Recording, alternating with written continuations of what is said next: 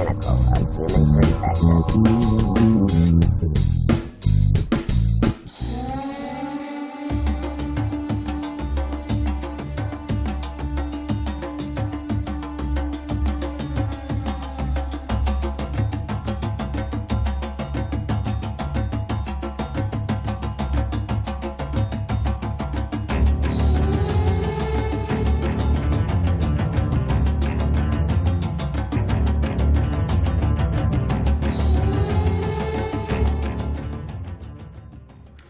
Welcome to Unbiased and On the Fence. I'm Shane, and it is a beautiful day here in Tulsa. It is a little bit chilly, but the sun's out. Can't really complain about that. Yep. Okay, so I've got my guest Tolec with me. Now, I do want to introduce him as the guy who organized this beautiful event that I got to attend in Sedona, which I'm sure you guys remember me talking all about it with Allison Coe and Miss M. I got to have her on, and there were so many wonderful people there, speakers. It was a great event, so I did want to have Tolec on to discuss what he does, and you've got like probably one of the coolest jobs in the world, man. Well, it's a lot of fun. Shane, thanks for having me as your guest. I really appreciate it. And I'm glad that you had a great time at the conference. Tell me, how did you get into a lot of conversations? Did you enjoy the people that you met, new friendships, all that kind of stuff? Oh man, it was awesome because we actually got together that Saturday night and went out and did this group meditation with some of the viewers that knew me from the channel, and it was like the first time I've gone anywhere and people were like, "Hey, I know you," and it was like, "Oh, cool." I can go in the store or anything and nobody ever knows me, but I go there to this awakened event, and that really felt great because you go in this event with all these awakened people, and then everybody knows you, and it was awesome, man. So yeah, it was quite the experience. I remember we spoke for all of like 3 or 4 minutes. Yeah. And you looked at me, I'm like, "Oh yeah, Shane, great. I'm glad you're here." Off I was, I had to go take care of something. I don't know. Oh yeah, I guess. Yeah, I've been an organizer before, and I know you're just all over the place. You almost need to clone yourself at a time like that because you always need to be at 2 places at once. I say to good friends of mine, I'd love to go to a conference, and I haven't. I've spoken at different conferences before, but I'd love to go to a conference again when I'm just a speaker. All I got to do is show up, and then I can have a nice social life and mingle with people, meet and have great conversations. But when I'm producing it, it's go, flat out. People, getting at me for questions and they want their attention and everything else. I'm like, okay, but just hang on a moment. Right. Gotta go, yeah. That's so funny because there were so many people I wanted to interview while I was there, and I had no idea it would be nearly impossible, especially you. But I mean, because you're like really busy. But I'm just talking about catching speakers. Luckily, I just caught Miss M out at the table during the conference, and I was like, you know what? If I don't take this moment to just interview her for a second during the Q&A or whatever, I'm not going to have any footage for the channel.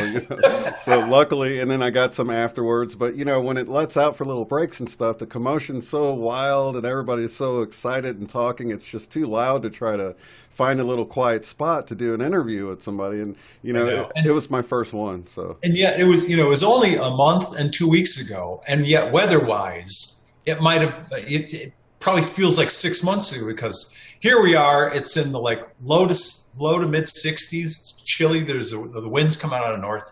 It's definitely autumn. Yeah. Pretty much that day of the conference was the last day of summer here. It was the last time that we had temperatures on Sunday in the mid 80s. Oh, it's been a downhill slide since then. So I mentioned that because we had that great weather and everybody was outside having all these little conversations and having a good old time walking the grounds. But I always liken these conferences to a family get together, a family reunion, and many times it's sort of like parenthetically, these people are kind of like brothers and sisters or cousins that they haven't seen in a while. And all of a sudden, the girls are crying and they're hugging. "Oh, it's so great to meet you." And they have all these new, family members that they didn't know that they had. Exactly. So they're wonderful events. I have a great time. So that familiarity thing that happens it's quite interesting because you can meet what is a total stranger, but there's something super familiar about them, like you know them in like maybe the sleep world or the another dimension. I don't really know how all that stuff Yeah, works, who but knows? there's something very familiar, like you come from the same soul family, and it's like almost like a reuniting when you're meeting someone for It seemingly is. the first time here on Earth. But there's this reunite factor to it that so this is a common theme that you see throughout some of these Oh, events you do. I produced my first conference in Tucson, essentially right around the same time. It was this third or fourth weekend of September in 16. I had 16 speakers, and if you include everyone, speakers, the guest speakers, the people that flew in internationally, there were close to 200 people at that first conference. And we had the same experience. Matter of fact, good friends of mine, Dan and who are now good friends, Dan and Cherie flew in from Australia. It was the first time they had both left the country. They flew up from Australia to come to my conference. I was like, wow. So we had a panel going on Sunday, and there's a young woman by the name of Tracy Houghton who has a website called Universal Cosmic Mind, very, very bright young woman. And she's from New Zealand. So That's about as far away as you can get, isn't it? right, so she's from New Zealand, living in Mount Shasta, and Dan is in the audience asking me questions from Australia. And I said, I'm going to redirect the question to Tracy from New Zealand. Go at it, you Kiwi. And so they both looked at each other. And we had people from Italy, Canada, England, Germany, and all across the U.S. fly in for that first conference. It was amazing, absolutely amazing experience. And to this day, when I ask about the people and where they come from, as you saw when I asked the question, how many people that came in from across the country? 4% of the hands went up. Yeah. Local Sedona people, I had like 10 or 12. Right. So I'm learning now that I live up here. This is absolutely a place that people want to come to. They want to have, the total Sedona experience, and they can come to my conference. And that's part of the experience, which is great. But it's definitely a situation where people sort of rediscover good friends and good family members that they had maybe not known in this life physically. Yeah, it was a really special time. We made connections that I feel are going to last a lifetime, and it really inspired me to do this Tulsa get-together we did on 11/11, which was wonderful, and we're planning another one in Austin. So we're trying to move around and hit different spots in the country Oh, where cool. it's sort of driving distance and just having That's great. get-togethers. Yeah, just because that connection was so awesome that I feel like if we have more of these meetups all over the place.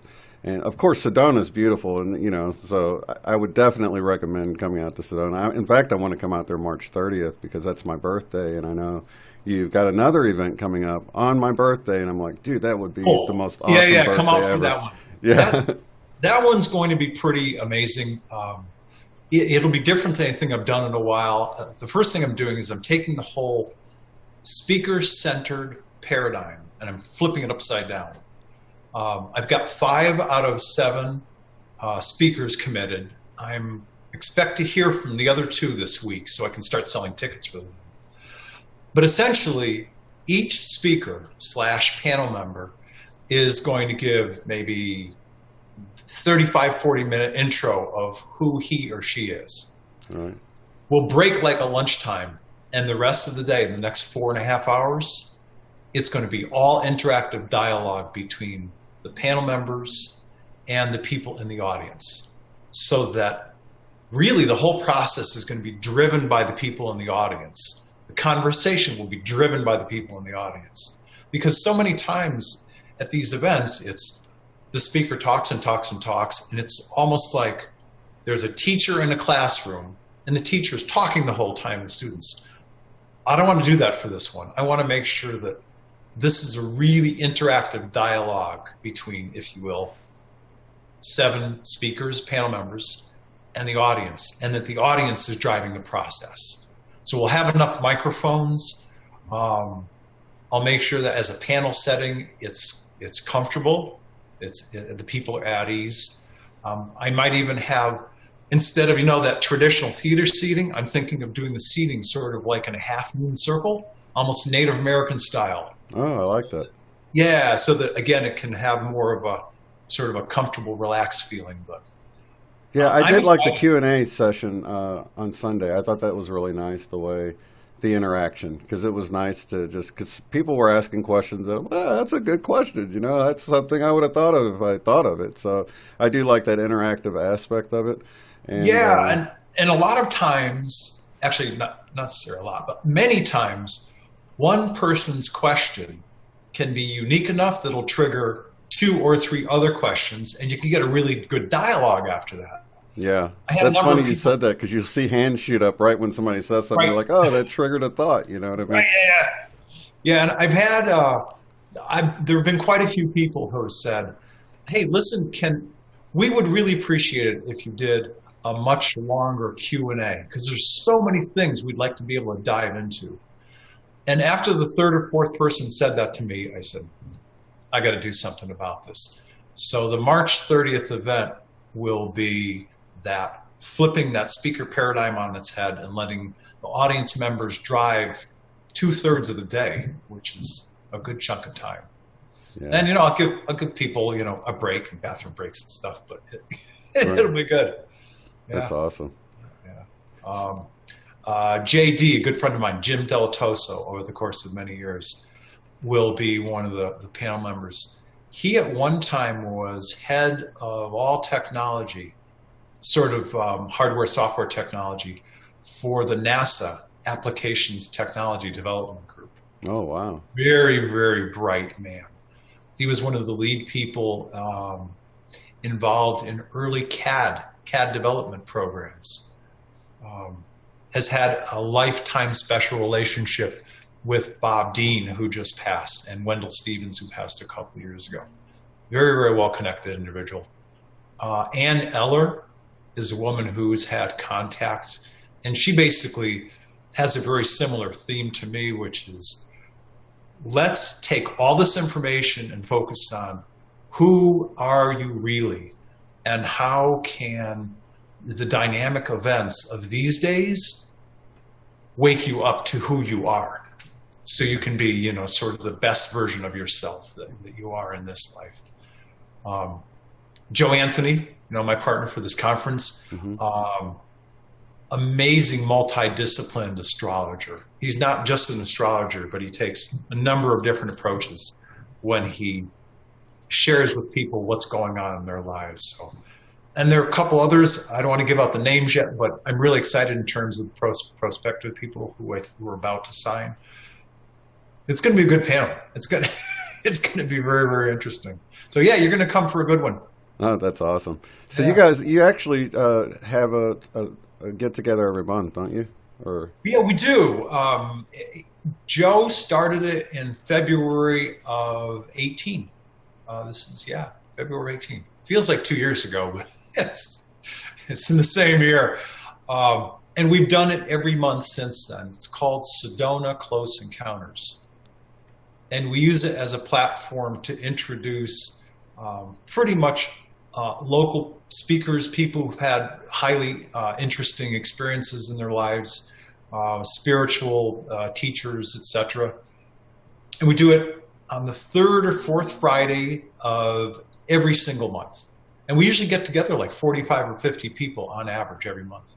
Oh, very nice. Kind of neat. Yeah. Did you see and hear Stands with Bear, who played the flute on Sunday? No, I missed it. Sunday I came in a little bit late, and then I did a couple of interviews, so I was kind of coming and going during the Q&A and the break. They I think they played the flute coming back from the break, right? Yes. I was late coming back from that break, so somebody said something to me. I'm like, I didn't get to hear it. That's a bummer. Yeah, he's not only a very disciplined musician. He used to be, never those. He used to be a rock star, who's for many, many years, and he's an incredibly talented composer. So this past month of October, he came in. He was our speaker and presenter, and he told his life story about how because he's part native. How he got his name stands with Bear. And he also told the story of how easy it is for him to play music. So he told about the specific situation where he went to this recording studio and he met the guy who was managing the studio. And he said, oh, okay, I'm going to record this one piece and just give me a few minutes to go organize. So he got organized. He's got his computer loop machine, and he's got a rattle and a shaker and 3 or 4 flutes. And so he records a track, saves it, records another track, saves it. He recorded 7 or 8 tracks right in front of us and composed and played a whole new song within 10 minutes. Oh, wow. I've seen people do that. That's awesome. Yeah, yeah, that's he awesome did the same thing in the studio with this guy, and this guy who's managing the studio he said, you guys, you have just blown the whole recording industry paradigm upside down. Because most of these people, they have to go somewhere. They got to record a track. And so that they take like days on end to record all these different tracks. They come in with their tracks and either play their flute or they sing, whatever. He said, you just did the whole thing in like 7 minutes. Right. And everybody got to enjoy him creating it right there in front of them. Yes, and he did that for us all of 3 weeks ago, and it was pretty amazing. Wow. Yeah, that's amazing. That is cool stuff. He's a good speaker, but he's a far more gifted and eloquent musician. He's a beautiful, beautiful musician on the Native American flute. A real gift for it. That's awesome. Now, I heard you talk about one of your distinctions between like contactees, because I love the whole UFO topic and all of that, and contactees and experiencers. You want to go in a little bit about how that distinction comes up? Yeah. My understanding is the distinction is that somebody who has contact is somebody who's had contact, concentrated contact at some moment in their life. And it's this one event, and it creates an explosion of awakening for them. And then they just sort of continue to awaken and evolve and awaken and evolve. But that their contact happens at that moment in their life, maybe once or twice at that moment. Experiencers are people who've had that contact, and other continual, if you will, learnings, whether they're out-of-body experiences, whether they're physical contacts, but I'm definitely in that experiencer category because I still get communication. Sometimes it's loud and clear, and we're like, pay attention, Mm-hmm. and sometimes it's more subtle.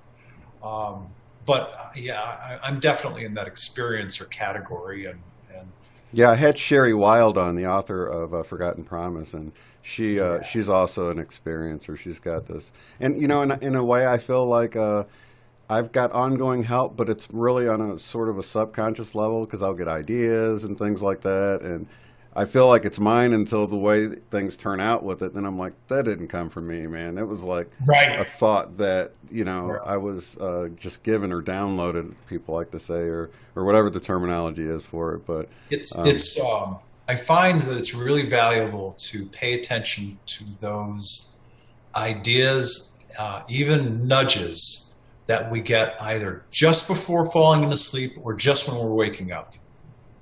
And especially if there's something that comes flooding in, hop out of bed, grab a pen, write it down as soon as possible, because you may not retain it if you don't write it down. Do you think most people get some kind of during their sleep time they're getting information that it's sort of going in subconsciously, but it just kind of comes up when they need it in their daily life? Or how do you feel like this whole contact thing works? And for someone who's wanting to have more conscious contact, is there any tips you would suggest? Yeah, I think that one of the I think belief is a better description. I believe that if somebody wants to have contact with people that resonate, if you will, beings that resonate and come from sort of the same place that they do. I may even be speaking literally. because most people that have contact, if you talk with them for a considerable amount of time, you get the sense that they feel like they've reconnected with family members. And they probably have. And I'm sure you've spoken with people who said, yeah, I feel very, very aligned with people who are Arcturian. Or, oh, my people are from the Pleiades. I've heard other people say, I'm definitely Lyran. You know those people that James Gilliland talks to, the people with the lion cat faces. Yeah. Those are my people. I'm Lyran. Well, people who've had contact generally have this alignment with certain groups of people from very, very specific star systems. And I guess to rewind, I think that one of the best ways for anybody to prepare him or herself for contact is to do the necessary personal work to, I can't speak for everybody, of course, but a lot of us come through our childhood and our teenage years with, broken hopes and broken dreams and crushed, our little egos are so fragile at those stages, and relationships that have gone bad, etc. Do the work necessary to heal from all of that stuff so that we can each live adult lives that have a sense of internal meaning and purpose. That we get up in the morning and go, I know who I am. I know what makes me tick. I know what I get excited about. I know what I love to dive into. The more time most of us spend following those passions and dreams and doing work that's at least enjoyable and interesting to us, the easier life will flow. And the easier that life flows, and the far more that all of the emotional blocks that could have gotten your way have been gotten rid of, you're then emotionally, and if you will, to a greater degree, spiritually ready to have benevolent beings contact you. And generally, the ubiquitous you, they're from your star system. Your people from Lyra, or your people from the Pleiades constellation, whichever planet star system. There are beings that not so many, but we've had people say, yeah, I'm from Orion. Everybody goes, ooh, right? And, there are all sorts, we hear of all sorts of people who come from different places, but you're most likely going to get contacted by people who are from your original home star system. And when I say that, I mean wherever that fractal of your soul first experienced life. Those are the folks that come knocking on your door to say, hi, you're ready to hear from us. Right. Yeah, I had Galactic historian Debbie Solaris look into my Akashic records, and I started on Vega. And Debbie's a great lady. Yeah, and I had some time on Sirius.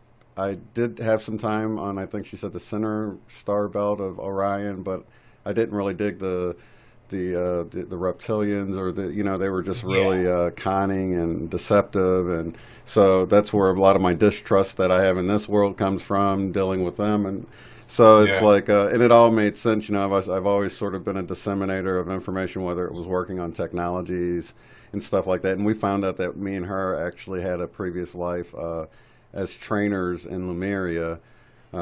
So that, it was really cool that it was a reuniting once again, like we were talking earlier on. It was for me and her. We both had that thing where we were like, I know her, and she felt comfortable with me. We're both kind of introverts, but we really, connected with one another right away and weren't worried about, talking and having a conversation. It was a great show. And, so I have this thing, and even having it with you, and when I met you there and stuff, just that familiarity, I know we're all like on this mission together in a way. So it's really cool, man. I can't wait to get a peek behind the curtain for real. You know what I mean? Because I think we're all just going to have a laugh when we see how this plays out. Yeah. Matter of fact, last year, the 2017 conference, I had a whole bunch of people from Colorado that came over. Don Daniels from Galactic Citizen. He was with us. Sierra Neblina came over. There are a few folks. And then I went and spoke. I've spoken in Colorado for the past, I think, 3 summers. And those people are equally as awake and aware as a lot of the people here in the West. And that's generally those states west of the Rockies. Not so much Texas, but the New Mexicos, Colorados, Arizonas, California, Washington, Oregon. Utah, not so much because of the really heavy Mormon religion influence. Yeah. But all the rest of the states, you can have these conversations, and this is like conversation over dinner. Right. But you got people come from those places, so they're there. It's just in low concentration. You know what I mean? Yeah.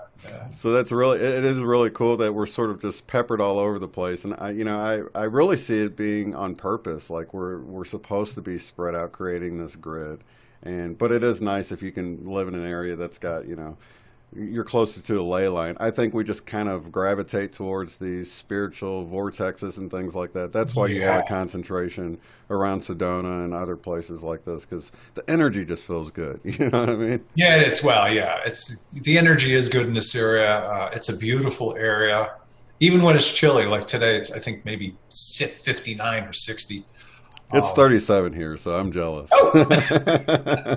It got down to like 17 last night, man. So this is like, you're talking. I think it was about that temperature.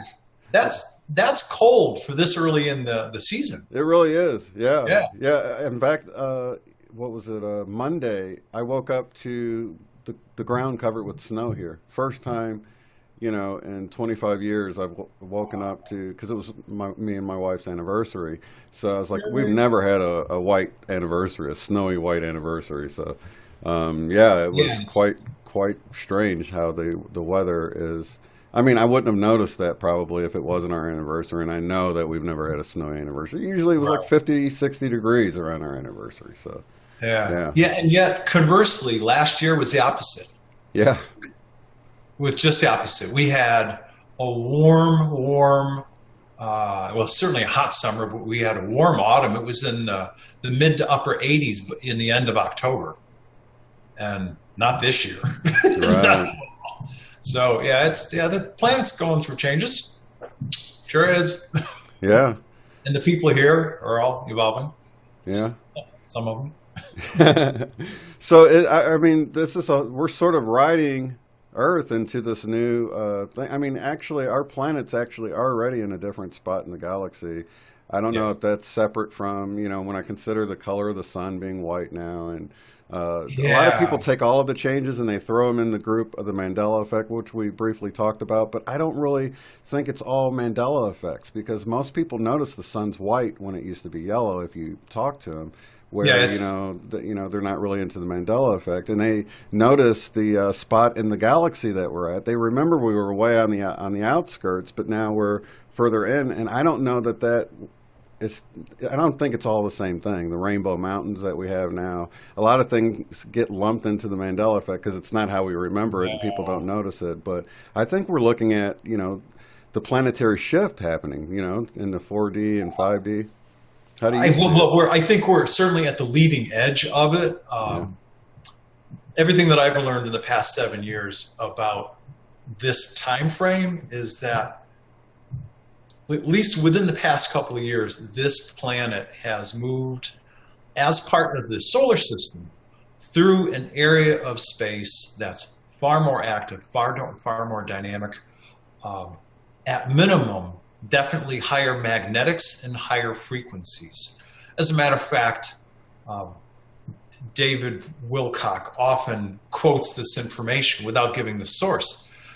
In 1997, the Russian National Academy of Science, and there was a number of quite distinguished scientists on this board that produced this white paper that said, essentially, the vibratory rate, the natural resonant rate of each planet, the luminosity, the reflective light qualities of each planet, the temperature, the number of storms for all the planets in the solar system are all increasing. All of them. Yeah. This is a report by scientists who look at data not people who are looking at their own evolution. 1997, this was being recorded. So it has continued to happen.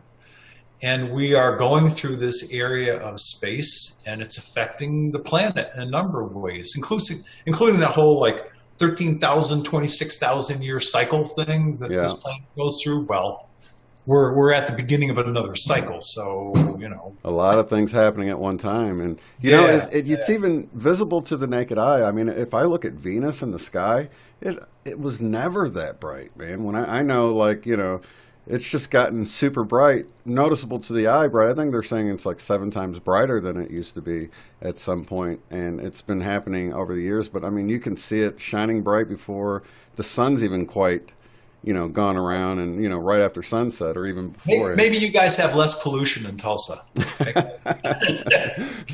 No, actually, it was, man. I haven't seen the first time I've seen the Milky Way was when I was out in Sedona. So it's I don't know if it's the city lights or what, but it was beautiful, man. It was. It's something to look up and see that arc across the full sky from horizon to horizon. Yeah, man. And and the first time I saw it, I was like, wow. And that was actually, I was camping with a buddy of mine on top of Schnebley Hill. So where we had the conference. Right. Of course, 333 Schnebley Hill. Yeah, I love the address. I just had to smile pulling into the place. Right. They knew what they were doing. Yeah. Years ago, and I don't know when they stopped doing it, but years ago, when you traveled in your car, Jeep, truck, whatever, and you went to the top of that hill and it peaked, it was a dirt road. On the left-hand side, there were all of these hard dirt pack campsites. And this is like 92 or 93. I remember camping up there and looking up and seeing the Milky Way go from horizon to horizon. Then, of course, at the same time, I saw these little red and orange dots doing all these falling leaf patterns in the sky. I'm like, oh, that's right, I'm in Sedona. Right. Back then, I was living down in Tucson, and so Sedona was, an occasional trip, and I'd come up here, play tourist, and do some hiking. Yeah, it is. It felt like I got dropped off in another world, man. It was an awesome experience. And then leaving out, we went up to the Grand Canyon. It was just right there. It was like, man, I hate to get this close to the Grand Canyon and not go up there and check it out. So it was an amazing trip all around. So you did go to the canyon? Yeah. Good.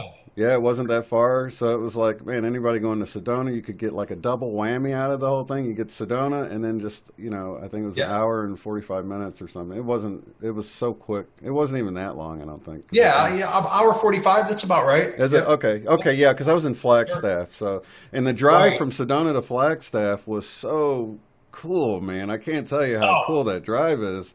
It was like,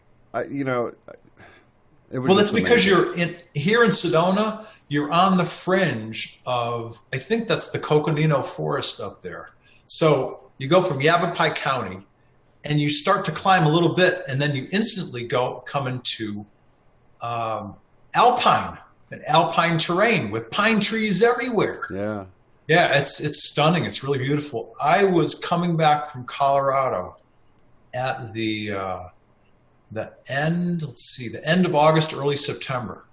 So I'm coming down 89, coming back into the area of Flag. There are wildflowers on both sides of the streets everywhere. Pink, orange, yellow, blue, but predominantly yellow and orange, both sides of the street. And I'm like, I am so blessed to live here, to see this kind of almost ethereal beauty. Yeah, it was just incredible. So it's I live here by choice. It's great. Definitely. Yeah, I told my wife, I'm like, when I go on my birthday, you've got to come with me this time. I cannot believe you didn't get to see all this, because it was so awesome. It was like an experience like no other. So she'll be with me. She'll get to experience everything of Sedona and the event and everything. So we're really looking forward to it. And good. It's an awesome. There's a woman that I met in preparation for my concert 2 weekends ago by the name of Jill Galea. And Jill is an owner-operator of something called the Sedona New Day Spa. Beautiful environment. Each of the spa treatment rooms where massage and other things are professionally done are named after different native words. Like one is Yavapai, another one's Anasazi, another one is Taos, and they have different names for the different Taos pueblos, all inside the spa. So you get to the spa, and there are like little bamboo trees, and there's shades and awnings and ethereal music playing all through there. Take your wife there, you'll be a hero for at least 2 or 3 months. At least. We've already been talking about moving there just from her seeing the video and everything. I'm like, wouldn't that be cool cool to live there or whatever? So maybe sometime in the future, if it works out that way, we might actually move out there, because it was really cool, man. Yeah, it's a great experience.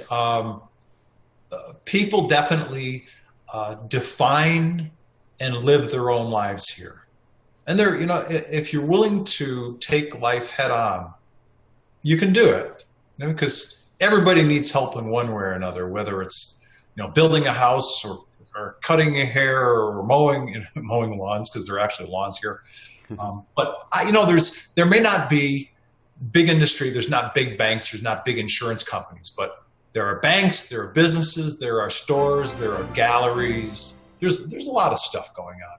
And many times, what I've discovered here is that people will bring together 2 or 3 aspects of what they do well. And so, if you will, they don't have a whole pie that's a life. They have a pie that's 3 or 4 different complementary slices. Mm-hmm. And they bring those slices together and they build a life that way. And it's rewarding. It really is rewarding.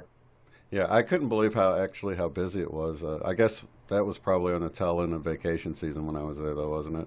Yeah. Oh, okay, because it was like, you come into this place and it seems like the best kept secret, and then during the day I'm like, I can't believe there's traffic at noon and stuff. It seems like, but everybody knows, I guess. The months of September and October are like the months for tourists that come up. Because the ones that live down in the greater Phoenix area and the Valley of the Scorching Sun, they've had it with summer.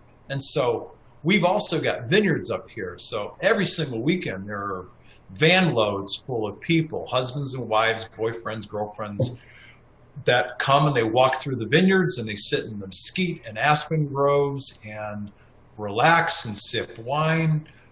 So Sedona is not only a new age spiritual community, but it's a fine art community, it's a wine community, it's a music community. There's always a lot going on. But as an example, March, April, May, huge months. September, October, huge months. So you happen to be here when it was kind of crazy. I mean, you can deal with it. Thank goodness a lot of people take the tour guide, so it sort of condenses people into those little Humvees that travel around. Oh, yeah. Take people on tours, different places or whatever. In fact, I made a joke about, I'm like, well, I probably won't take one of the tours, but I'll probably just follow them or whatever, And it's so funny because I got footage behind one of them, and I really wasn't following them. It just worked out that way. But it looked like, I was really following them around or whatever. But yeah, it's such a great place. And the first speaker, I'm trying to remember his name, the guy with all the cool UFO pictures. Doesn't he actually take people on tours? Tom Dongo. Tom Dongo from the great state of Maine. Right. Sorry. It was all the people were new to me, at the time, except for Allison Coe. So it's just hard for me to remember their names. Man, he had some incredible images, man. It was just mind blowing. But he mentioned something about doing tours around there and custom tours for people and stuff, right? He still does. Yeah. He used to do sort of ubiquitous UFO tours. Now what he does is he takes people to different high energy spots. They may or may not see UFOs, but he does those kinds of things. He gives private talking events where somebody will say, hey, Tom, will you come into our home and speak to these 25 or 30 people? He'll do that. Wow. He's quite busy. He's been in the area for about 30 years now. And he came from Santa Cruz, California before that. But he's an old New Englander. He's from the great state of Maine, and that New England accent comes through pretty thick. Right. Yeah. But he's a great guy. He's been a longtime friend of mine for many years. That's awesome. Yeah, Yeah. and it was very impressive, the stuff he had to show with all the images and stuff like that. So is that pretty common that people catch things like that when they're out there? Or? And many times at conferences, people will feel moved or motivated to get out their alleged smartphones and just start snapping pictures with, these new friends, brothers and sisters that they've met.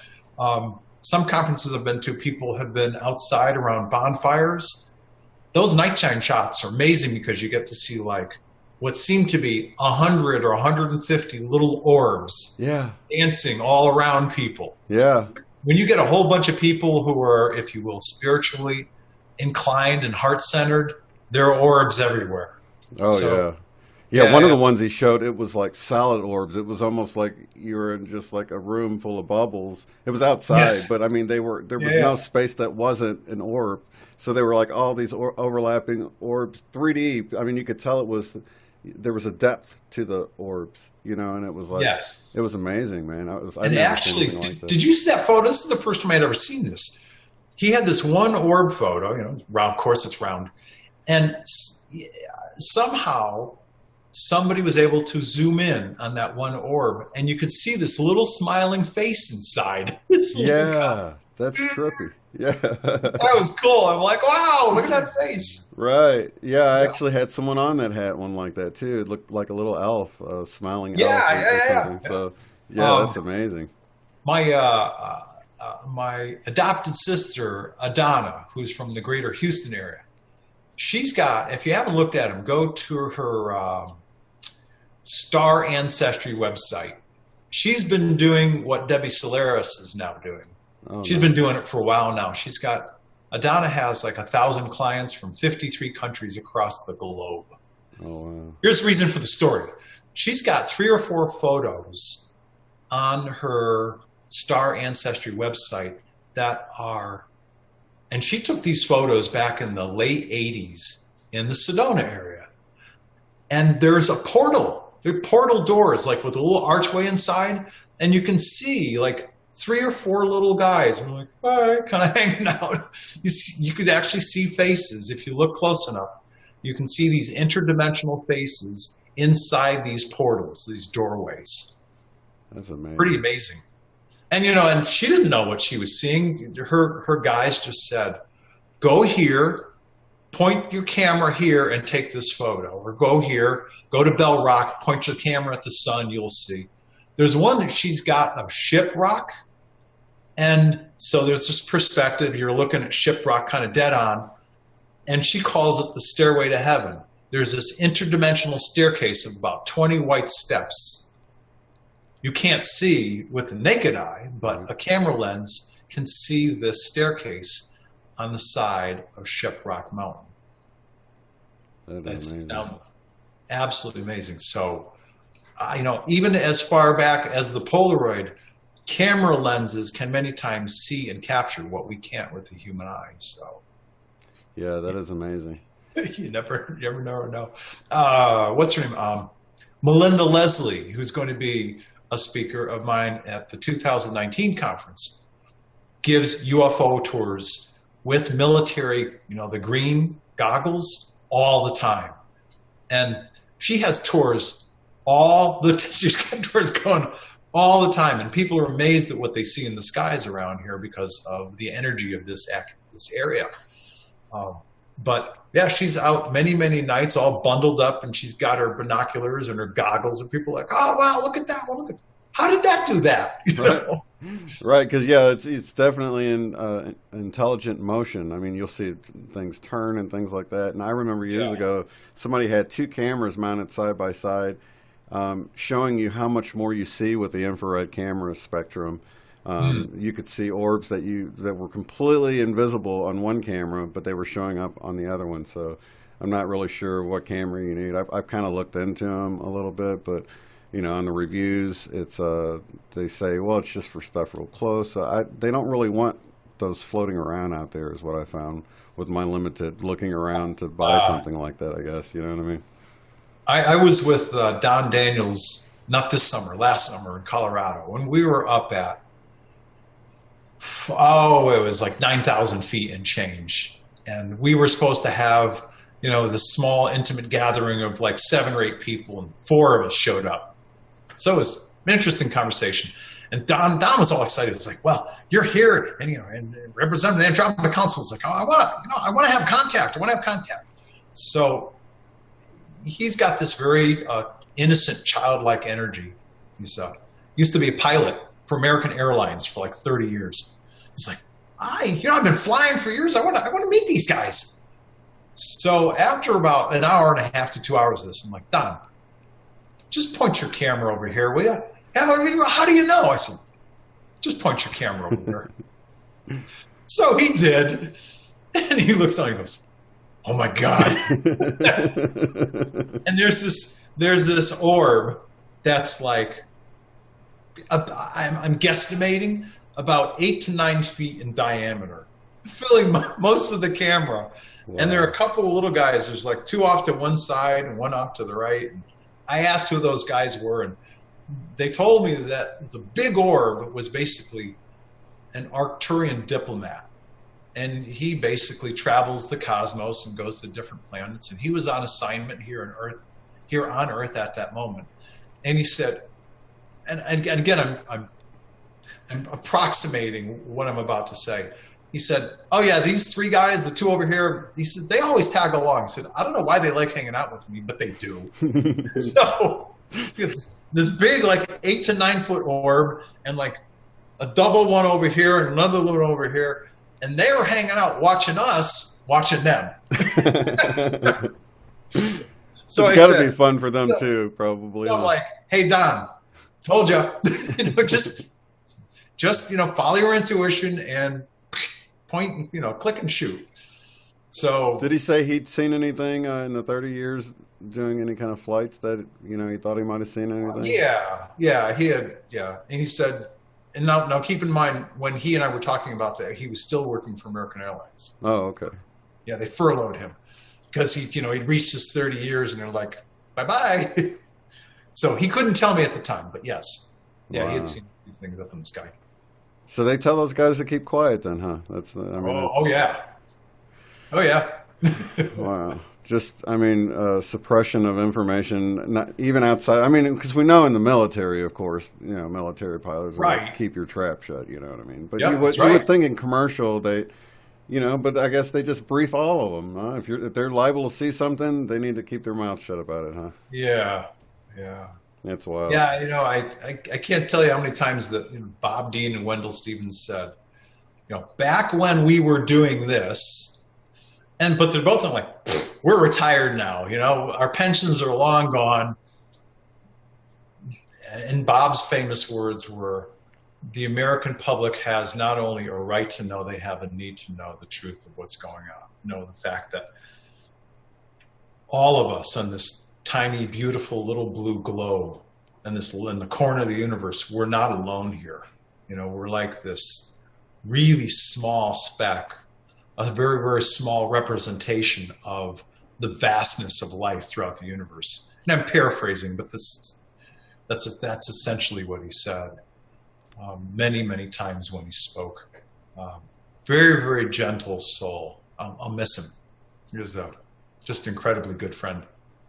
Yeah, it's a great topic though, and you've got to really meet with a lot of people who have this firsthand knowledge of this stuff. So that's really awesome to have you here sharing some of this.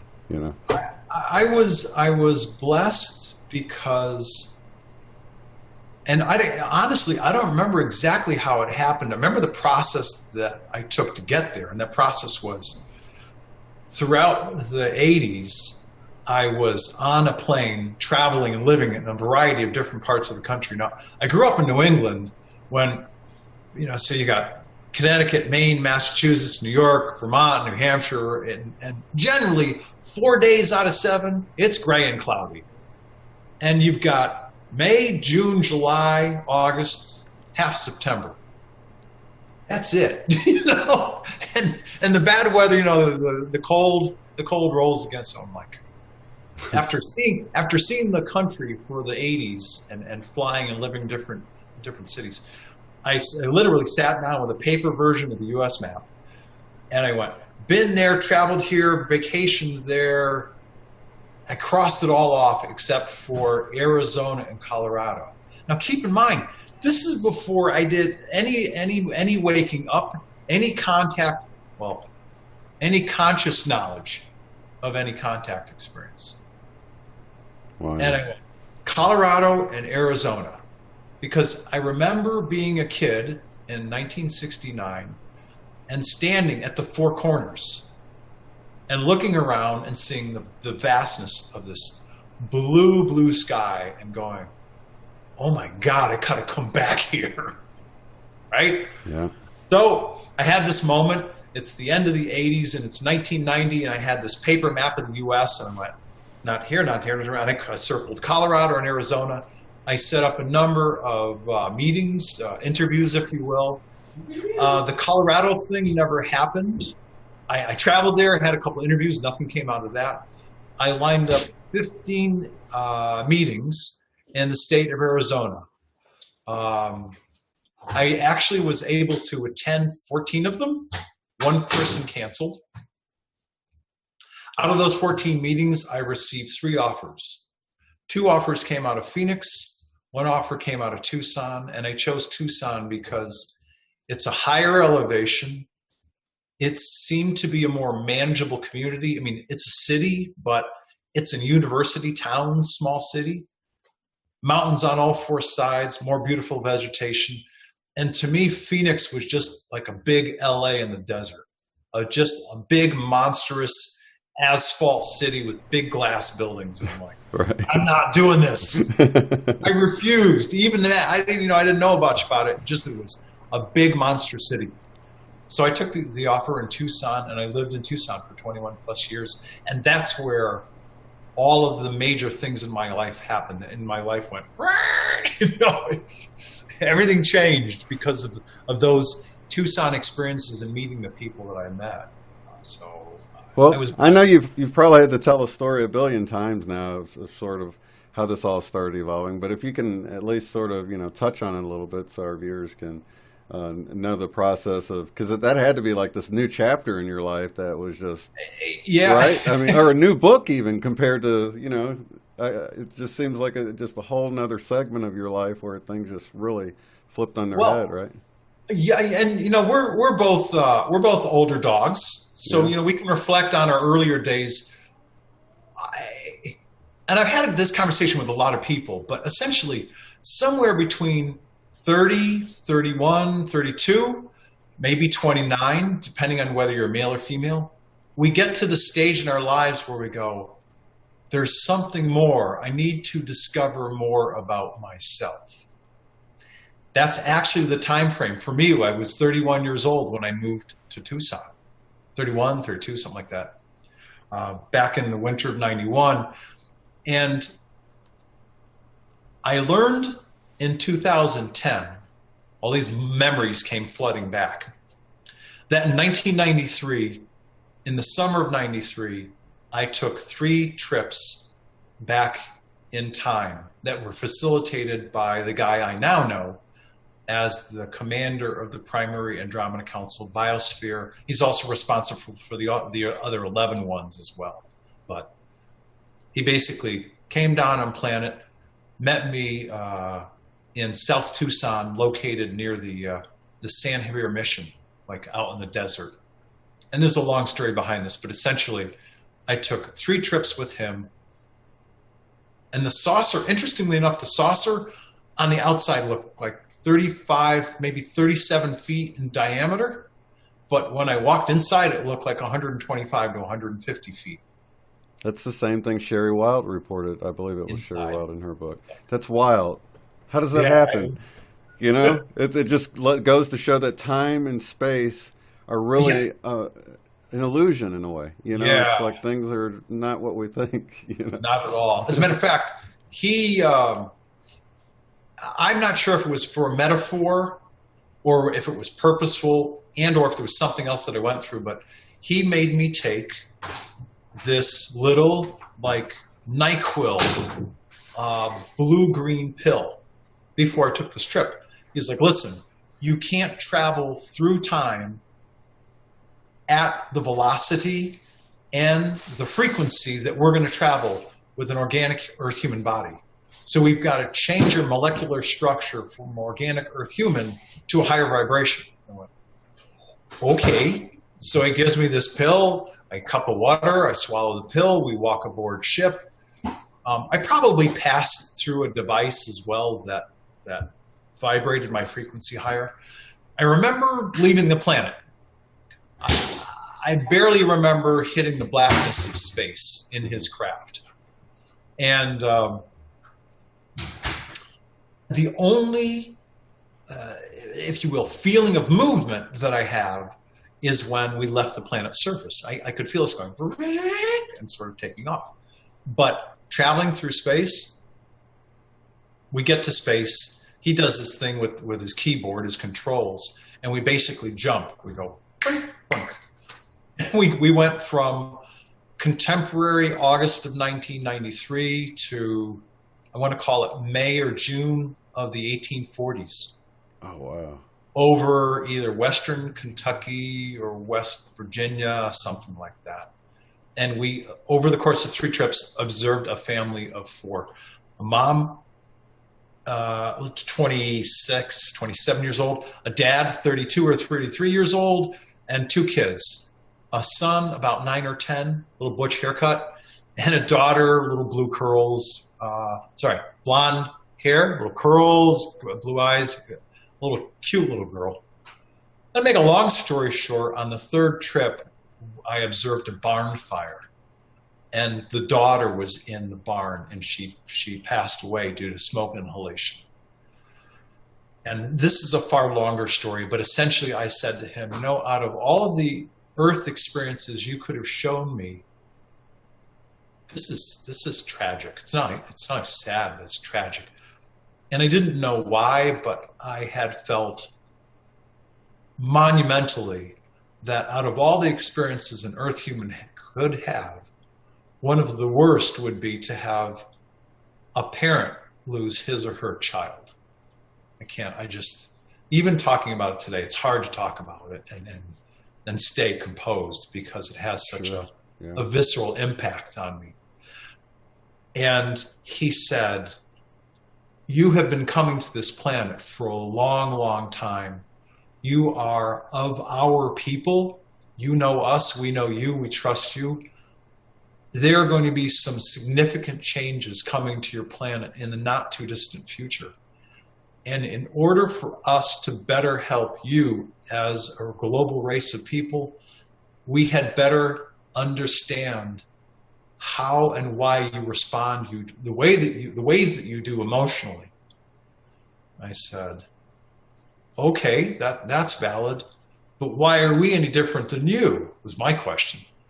And he said, because those of us who've been living higher dimensional lives, whether it's 4D or 5D, and keep in mind, he had Earth human form. When I looked at him, I saw a man that was like 7'4", long, dark brown, almost black hair that was tied like a Native American, but tied back. Mm-hmm. And he said, because in these higher dimensional lives, we don't evolve. Let me say this. I said that wrong. He said, we don't die. We don't have organic bodies that die. We just simply choose to evolve. He said, right now, at that time, he was like at the high end of 4D. He said, in the near future, what you call future, I'll choose to become a 5D person. And when we do that, we don't die. We just make the choice to evolve. And it's just like walking from one room to the next, or walking from another room to the next. And so because we don't experience grief, we don't experience loss, we don't experience death, we can trust, because we know you and what you're experiencing, that you'll be at least somewhat of a good representation, because you're not only male, but you're sensitive male. You'll be a good representation of what happens when people experience death and what you go through emotionally, physiologically. All right. And there was another aspect that he mentioned that I can't remember right now, but it was a pretty profound experience. So did you have a connection to those 4 people? Oh yeah, thank you. Okay, that was just the other sure. piece. Yeah, that was actually the other piece. He said, these people, and specifically the father, you carry in the physical body that you have in this lifetime, like I said, you carry the genetics of this man's family. So these are actually great relatives of yours. I'm not sure if it was, great grandparents or cousins or whatever, but we were definitely genetically connected. Wow. Yeah. So yes, that was the third aspect, which he happened to name first. But I tend to remember the stuff that's more important.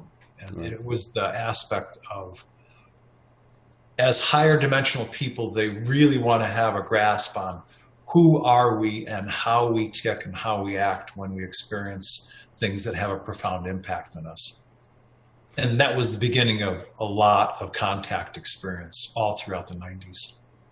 That's wonderful. Yeah. So how do you see things, as we wrap it up here, how do you see things playing out here in the near future? Do you, what kind of information do you get as far as, just work on ourselves and really let the other, because I know there's been a move to remove the, I guess the negative sort of service to self entities out of the way that.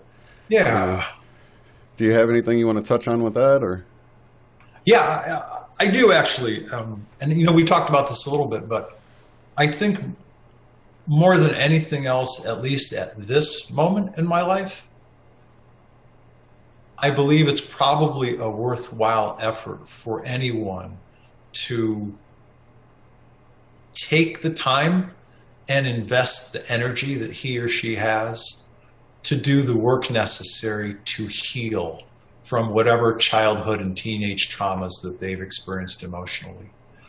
When you heal from those things, that also removes energetic blocks in this human, bioelectric organic body, because we produce electrical impulses. Mm-hmm. And so everything that I've come to learn indicates that negative charged energy from painful experiences can create blocks and cause illness in the human body. And many people start to look at all the physical stuff first. Well, I got this wrong, I got to fix this, I got to fix it. It's the other way around. If you address those emotionally painful experiences and clear them out, I believe that each one of us can have a pretty amazing journey experiencing whatever is next and next and next in life as you come to learn who you really are as a unique individual with a unique set of a combination of passions and gifts and skills and things that you really enjoy doing better than other people, because there are no two Shanes exactly alike. Even if there's another Shane Robinson, he's going to be packaged differently than you are. All right. I once went on the web one time. I'm like, oh, okay, Chris, holy crow, there's like 47 of them by name. My nurse.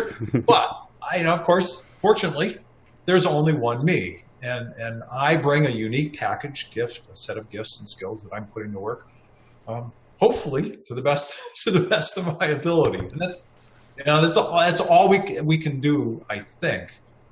Yeah. Is bring forth the best of us at any moment in time, and simultaneously be kind to others. Those I know I've said this before, but those small acts of kindness go so far. They really, really do. Yeah, they really do. And it's just the opposite too, if somebody's having a bad day, and not to take that energy and pass it on to someone else, because a lot of times we do that as well, and it's the opposite of what we should be doing. It's the opposite of this small act of kindness. You get agitated, someone that cut you off, and then all of a sudden you're sort of quick with the tenon at the or the horn. Yeah. Right. Yeah. And likewise, because I'm not married right now. You are. And so you'll have a visceral sense for this. I've been taught, and I've actually integrated into the totality of who I am, that when I'm in relationship with a woman, or even in a conversation with any guy, if things get to the point where I'm heated and I'm angry, I will shut up. And I will close my mouth purposely so that I don't, in the energy of the moment, release anger at somebody else. I don't feel it's appropriate to release anger at somebody else. Now, I'm not saying it's not appropriate to feel anger and release it. It is appropriate to feel anger and release it whenever we feel it, or even agitation, but preferably don't direct it specifically at the other person. Yeah, definitely. And that way you can respect that that person has a heart and a soul, whatever sensitivity that they have. And you can say, hey, I may not agree with you, but I can respect the position you're coming from. Yeah. And or just go, honey, I may not understand what you're trying to say to me right now, but let me go absorb it for a little while and I'll come back. And, I've been taught that that's a really good way to handle things. And it's funny that with the internet, you tend to do the same, or you can. It makes it easy to do the same thing because you get a comment that might sort of upset you or whatever. And in the time it takes you to write out a comment, and I did this early on, I'd get to the end of it and I'm like, delete and just hold it down and backspace it all back out of there because I've cooled off by the time I write this thing, and then you just completely change it. Now I know, just take a deep breath, let it go. This is right. You know what I mean? So it's been a learning process just within the channel and dealing with people like that, over the internet. And thank God, because so many times I might have blurted something out, like you're saying, just to shut your mouth. Yeah, you can't take it back. I rarely get angry or mad these days. Now, do I get agitated from time to time? Yes. And generally what I do is I go, breathe, Chris, breathe, breathe. All right, I'm going to be okay. Yeah, a lot of times something that starts out as an agitation can quickly be turned into something that you sort of chuckle about. You know what I mean? It's just by shifting your perspective a little bit. So all those little things we can learn, and we're really the one in control of ourselves. So like you were saying before, just working on ourselves can change our whole reality. And that's what I'm realizing. I'm starting to actually enjoy where we're at right now in this whole transition, because how many times have you, looked back on a fun time in life and thought, I didn't realize those were the good times while we were in them, Yes. And then, it's like, I wish I would have enjoyed them more. And that's sort of the stance I've been taking now with where we're at right now. I'm like, I don't want to, get to the higher levels, and these people are like, oh, you're so lucky you got to go through that, and I didn't feel lucky at the time. So I'm sort of taking that perspective now, and enjoying feeling lucky that I get to be part of this whole transition that we're in right now. Yeah, it's really important to really enjoy the moment. Yeah. I need to do more of that myself. I'm so busy with the different projects that I'm working on that it's a challenge for me to go, wow. But every once in a while I do. I get like those little gems of conversations like with you and other people. And I go, wow, what a blessing just to be in this moment with this person, having this conversation. Right. And finding the synchronicities. Yeah, definitely. Even if it's something that's not very fun to do right now, on the whole, you can take a step back and say, but at least this is what I'm doing. This might be the crappy part of it, but I could be, an accountant or something. You know what I mean? Yeah. Well, I spent some time in finance. I was in operations and in finance, and I can run out a 5-year spreadsheet of pro forma financials, and I can analyze numbers, but just because I'm good at it doesn't mean that I like doing it all the time. So every once in a while I dig that tool out and I put it to work. But it comes in handy, but at least you're not doing it all day long on the couch. No. I would these days. I would rather find a way to introduce to the world someone who has some really interesting experiences and something valuable to share. Yeah. And for this conference in 2019 in September, I'm bringing up Marie Batchelor, who's an MD, who is a higher dimensional physician to the DNA level. Absolutely amazing woman, bright, funny, well-spoken. I'm also bringing up also from Australia, David Still, who's written a trilogy of books called It's Our Earth Too. And David's sort of like the male version of Mary Rodwell. David has been writing these books about all of these new indigo gifted crystal starseed children and all the gifts that they have. And he's done an amazing job at it. He's got people from around the world contacting him. And they were both speakers for my Australia conferences last year, and I'm bringing them to Sedona this year. So we're gonna have some fun. It's gonna be. It sounds like it. It sounds like we really got similar jobs. You know what I mean? You just got a really awesome setting to do yours in. So. Yeah. And you know what? To their credit, the Sedona Creative Life Center is a beautiful, beautiful venue. It really is. I wish that it could hold more people. That great room that you were in, if all the people were standing, it would probably hold 200, 210 people max. But you saw that room. We had people plastered against the right wall, the left wall, the back wall. And we had like 157 people.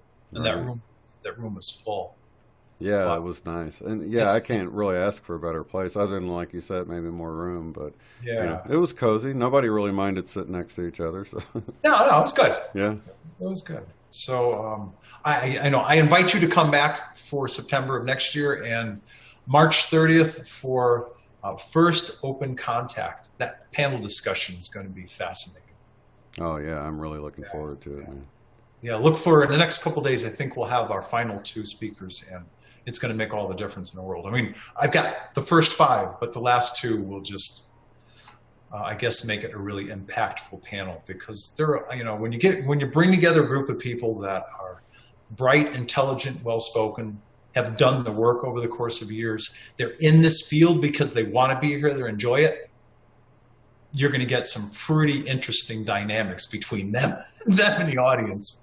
Oh, definitely. Yeah. So what's the best way for people to get a hold of you? I do have your web address for your Andromeda Council website, but also your YouTube channel. Don't you have one for the events as well? It seems like I went to another site that had your event information. Yes, everything. I'm pretty much driving everything through my Transformational Shift Events website these days. Matter of fact, I even just renamed the YouTube channel to Transformational Shift Events. So if you want to see the interviews I've been in that I've conducted, the roundtables, etc., look for Transformational Shift Events on YouTube and transformationalshiftevents.com on the web. And you'll get to see the conferences and special events I'm producing. That's awesome. Let me type it in here. Sure. And I know that they're conscious choices that I've made to do this stuff, but it's been a fun evolution. This part of my life has been a lot of fun. I could have never predicted that I'd be doing this. If you asked me 10 or 15 years ago, would I be doing this today? I'd be like, what do you smoke? What are you talking about? Right. I work in finance. I'm a chief operating officer of an asset management firm. Right. Not me. Yeah, that's so funny because I would have never thought I'd be where I am today too, man. So, but I'm happy. I'm cool with it. So, just out of curiosity, what did you do before this moment in time? When you had I was prior life. Yeah, I was a painter for many years. I was a machine operator for many years. Right before I did this, I was creating decals at the flea market on the weekends. It was sort of, my own business of just because I'm a graphic designer and things like that as well. On the computer, do graphic arts and animation and all that stuff. So that was sort of a machine to be able to try to make some money with it on the weekends at the flea markets. And it was a lot of fun, but not as fun as this. So this kind of stuff, you get to meet some really interesting people from around the world, which is always a good thing. Oh, definitely, man. Well, it was a pleasure having you on, man. You're welcome back at any time. If you got any events coming up and you want to come on or just let me know and I'll get the word out about it. Just do that, and I'll be happy to do it. Well, this one coming up on March 30th, which is first open contact, which means how will first open contact impact the people in the developed societies of this planet? The the U.S.'s, Canada's, France's, England's, Germany's of the world, all of these well-developed countries. And I make that specific distinction because typically the natives, the indigenous people, they know they have star ancestors. Right. They're going to be like, oh yeah, our cousins are back. Not a big deal. Come on down. But, right. It's all of the rest of the media, pharmaceutical, healthcare, government, education, industry-controlled nations. All of those folks, when the reality that we're not alone hits, that there's other sentient, intelligent life across the universe, how is it going to impact us? How are our lives going to change? What are we going to do differently? I mean, the ramifications of that moment in time, it may be a leading edge question, but I think this is a good time to start that discussion. Yeah. So that's going to happen on March 30th, and it'll be a one-day transformational shift event. Like I said, where I'm taking the speaker-centric focus and I'm flipping it on its head. So 2/3 of the day will be the audience having interaction with the speakers, completely back and forth dialogue. So I think we're going to sell out. It's going to be nuts. That's awesome. Yeah, I just realized, okay, I put an S on the end. It's actually transformationalevent.com. Transformational Shift. Oh, Transformational Shift Events. Events, okay. Transformationalshiftevents.com. Okay, want to make sure I get that right so I'm not sending everybody to the wrong place. Transformationalshiftevents.com. Right, that's the website. And my email address is the word transformational. There's an underscore symbol, then the word shift, and an underscore symbol, and events. Okay. At hotmail.com. At hotmail.com. Yeah, that's the best way to reach me. Okay, and I will add these links below. Oh, cool. So people can just look down. If you're watching this later, you can look down in the description box or check back in a little bit if you're in the live chat, and I will have that where you can just click right through and make it easy for you. All right. So awesome, man. Well, it was a pleasure having you. Yeah, thank you. I haven't done this in a while, and thanks for making it easy. I appreciate it. It was a lot of fun. Oh, yeah, no problem, man. Welcome back anytime, and lots of love and light to everybody in the chat, and thank you again, Tolec, for coming on. And I'll see you on your birthday. All right. Sounds great, man. All right. Take care. Thanks again. All right. Bye-bye. Bye.